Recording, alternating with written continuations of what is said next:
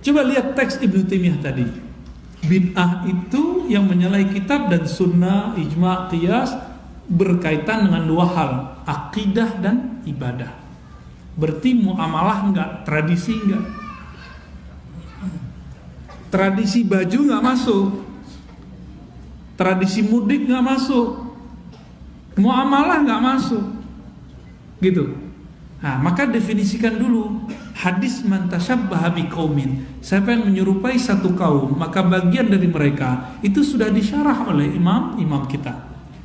Man tasyabbaha itu tasyabbuh menyerupai dalam dua hal tadi, akidah dan ibadah. Di luar itu nggak apa-apa.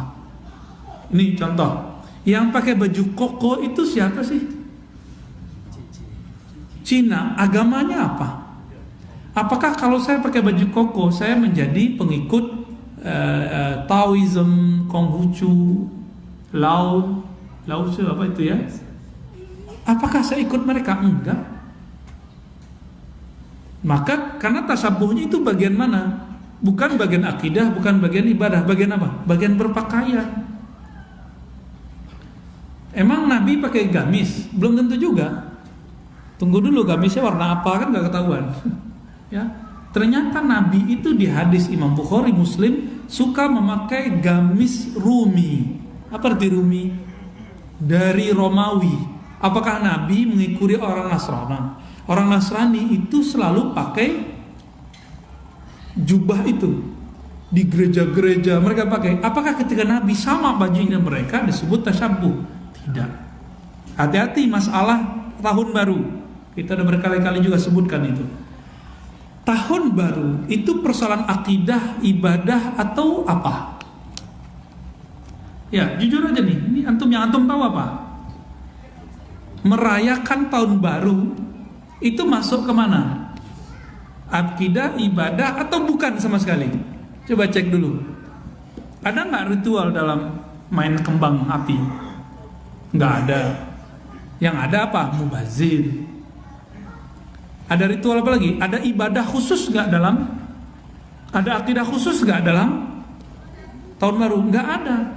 Maka ketika kita mau melarang orangnya, larangannya bab adab atau bab fikih, yaitu jangan mubazir. Bukan seperti yang berkembang setiap tahun itu, menganut 3 agama sekaligus. Itu yang nulis orang paling bodoh sedunia yang saya tahu. Ini mohon maaf, kalimat bodoh setelah beberapa hari keluar juga ya. Nahan dari kemarin. Kenapa? Dalam ilmu akidah, orang murtad itu ada syaratnya. Dan tidak ada dalam daftar murtad itu merayakan tahun baru. Gak ada. Main kembang api Yahudi. Apa? Bukan Yahudi, Majusi ya. Kalau begitu semua masjid yang ada menaranya Majusi. Setiap hari kita punya menara, ya kan? Orang cuma sekali setahun pakai kembang api. Sejak kapan Majusi pakai kembang api? Saya mau tanya. Gak ada. Jadi ingin benar, tapi cara melarangnya salah. Kan kita gak suka nih kalau anak-anak kita kemudian hura-hura merayakan tahun baru Masehi. Tapi caranya tidak benar. Kenapa? Karena gak mengerti ilmu akidah, menganut 3 agama sekaligus. Karena main kembang api, main trompet, terus main apa lagi? Ada 3. Topi. Ya, coba buka ajaran gereja manapun. Orang yang ikut tahun baru sah nggak dia masuk Kristen?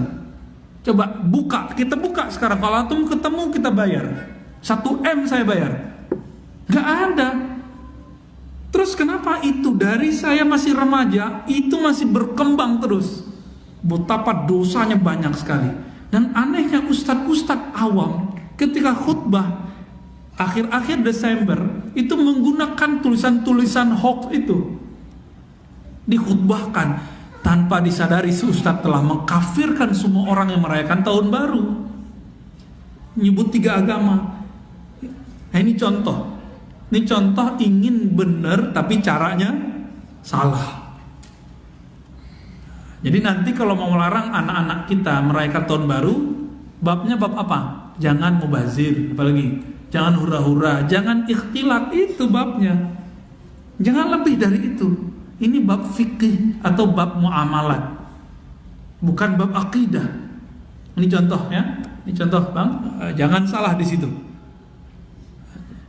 Tasyabuh ya, hati dalam bab tasyabuh itu. Kalau seandainya cuma dengan begitu disebut tasyabuh, maka Nabi adalah orang yang pertama tasyabuh. Apa kata beliau dalam Sahih Bukhari? Inni uhibbu an attabi'a ahlal kitab fima lam yu'mar. Aku senang mengikuti ahli kitab untuk hal-hal yang tidak diperintahkan. Apakah Nabi kemudian disebut menyerupai ahli kitab? Enggak. Jam 9 Pak. Udah ya?